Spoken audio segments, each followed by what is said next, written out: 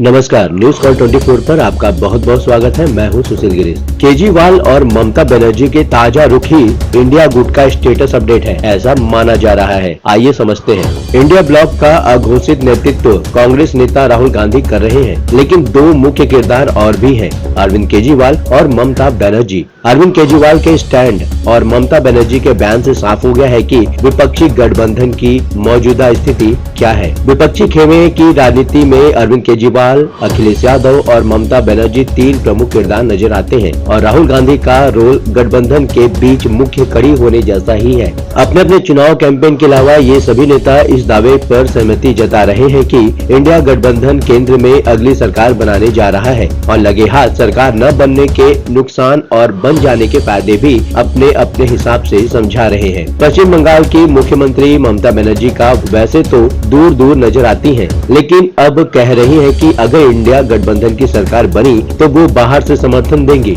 जाहिर है ममता बनर्जी के इस बयान के भी खास मायने हैं। दिल्ली के मुख्यमंत्री अरविंद केजरीवाल भी विपक्षी गठबंधन की सरकार बनने का फायदा समझा रहे हैं। अरविंद केजरीवाल कह चुके हैं कि अगर 4 जून को इंडिया गठबंधन की सरकार बनी तो वे जेल से बाहर आ जाएंगे। असल में अरविंद केजरीवाल को 1 जून तक अंतरिम जमानत मिली हुई है और 2 जून को सरेंडर करना है। वैसे प्रवर्तन निदेशालय तो अभी सुप्रीम कोर्ट में उनके राजनीतिक बयानों पर आपत्ति जताने लगा है। अरविंद केजरीवाल की सक्रियता ऐसे समझी जा सकती है कि एक दिन दिल्ली में वो कांग्रेस उम्मीदवारों के समर्थन में रोड शो करते हैं, तो दूसरे दिन लखनऊ जाकर यूपी के पूर्व मुख्यमंत्री अखिलेश यादव के साथ प्रेस कॉन्फ्रेंस करते हैं। एक दिन पहले ही अखिलेश यादव कांग्रेस अध्यक्ष मल्लिकार्जुन खड़गे के साथ प्रेस कॉन्फ्रेंस कर चुके हैं। अरविंद केजरीवाल के लिए अच्छी बात यह है कि उनको कांग्रेस और समाजवादी पार्टी दोनों का साथ मिल रहा है। राज्यसभा सांसद संजय सिंह के साथ लखनऊ पहुँचे अरविंद केजरीवाल के सामने स्वाति महिवाल का मुद्दा मीडिया ने उठाया, तो अखिलेश यादव ये कहते हुए टाल गए कि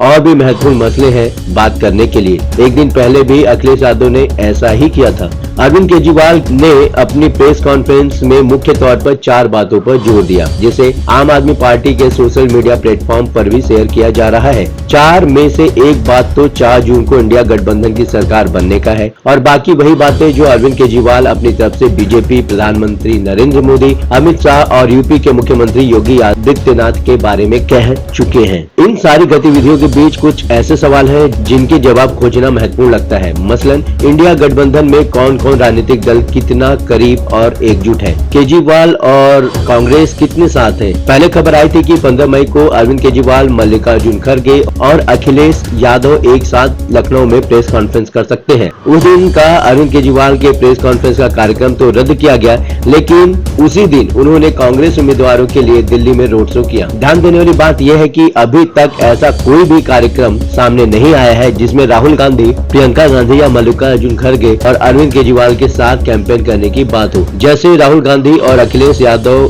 जगह जगह कर रहे हैं। हाँ, ये जरूर बताया है कि राहुल गांधी, प्रियंका गांधी वाड्रा और मल्लिकार्जुन खड़गे 20 मई से दिल्ली में डेरा डालने वाले हैं और इंडिया गठबंधन के उम्मीदवारों के लिए कैंपेन करने वाले हैं। राहुल गांधी और अखिलेश यादव अब तक 3 बार साथ देखे गए हैं। पहली बार गाजियाबाद की प्रेस कॉन्फ्रेंस में, दूसरी बार अमरोहा में दानिश अली के लिए वोट मांगते हुए और तीसरी बार कन्नौज में अखिलेश यादव के सपोर्ट में। अब बारी रायबरेली की है। कहने को तो अरविंद केजरीवाल और अखिलेश यादव भी वैसे ही प्रेस कॉन्फ्रेंस कर रहे हैं जैसे राहुल गांधी और अखिलेश यादव ने किया है, लेकिन अभी तक अरविंद केजरीवाल और राहुल गांधी या कोई कांग्रेस नेता साथ नहीं दिखा है। तो क्या अरविंद केजरीवाल का लखनऊ का कार्यक्रम 15 मई को इसलिए नहीं बन सका क्योंकि वो मल्लिकार्जुन खड़गे के साथ मंच शेयर नहीं करना चाहते थे? क्या इसकी वजह दिल्ली में 7 और पंजाब में दोनों दलों के अलग अलग चुनाव लड़ना भी हो सकता है? ममता बनर्जी के बाहर से सपोर्ट करने का क्या मतलब है, समझते हैं। ममता बनर्जी ने ऐलान किया है कि अगर लोकसभा चुनाव के बाद केंद्र में इंडिया ब्लॉक की सरकार बनती है तो टीएमसी बाहर से सरकार को समर्थन देगी। व्यवहारिक तौर पर देखें तो पश्चिम बंगाल में टीएमसी अकेले चुनाव लड़ रही है और इस लाइन पर देखें तो पंजाब में आम आदमी पार्टी और कांग्रेस भी ऐसे ही अलग अलग चुनाव लड़ रहे हैं, लेकिन दिल्ली में दोनों के बीच गठबंधन होने के कारण एक दूसरे के साथ खड़े भी नजर आते हैं। इंडिया ब्लॉक को लेकर ममता बनर्जी कहती है, मैंने विपक्षी गठबंधन इंडिया ब्लॉक के गठन में महत्वपूर्ण भूमिका निभाई थी। गठबंधन का नाम तक मेरा ही दिया हुआ है, लेकिन पश्चिम बंगाल में CPM और कांग्रेस बीजेपी के लिए काम कर रहे हैं। ममता बनर्जी का ये कहना है कि वो बाहर से सपोर्ट करेंगी, यही बता रहा है कि वो मन से साथ नहीं है। ममता बनर्जी NDA की सरकार में भी और यूपी की सरकार में भी शामिल रही हैं, लेकिन इस बार वो एक स्पष्ट दूरी बनाकर चल रही हैं। केजरीवाल का इमोशनल अपील कितना असर कर सकता है, ये देखने वाली बात है। अरविंद केजरीवाल ने दिल्ली वालों से एक बार फिर वैसी ही अपील की है जैसे 2020 के विधानसभा चुनाव के दौरान किया था, जैसी अपील पंजाब में 2022 के विधानसभा चुनाव में किया था।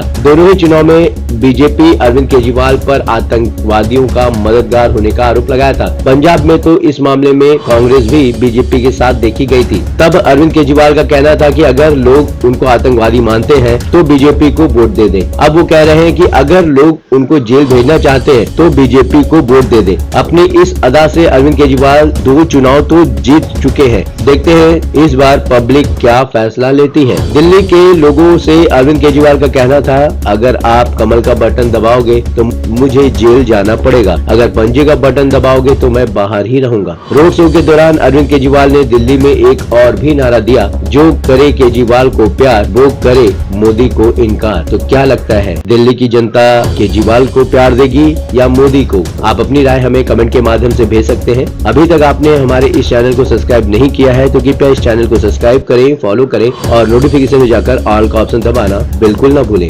नमस्कार।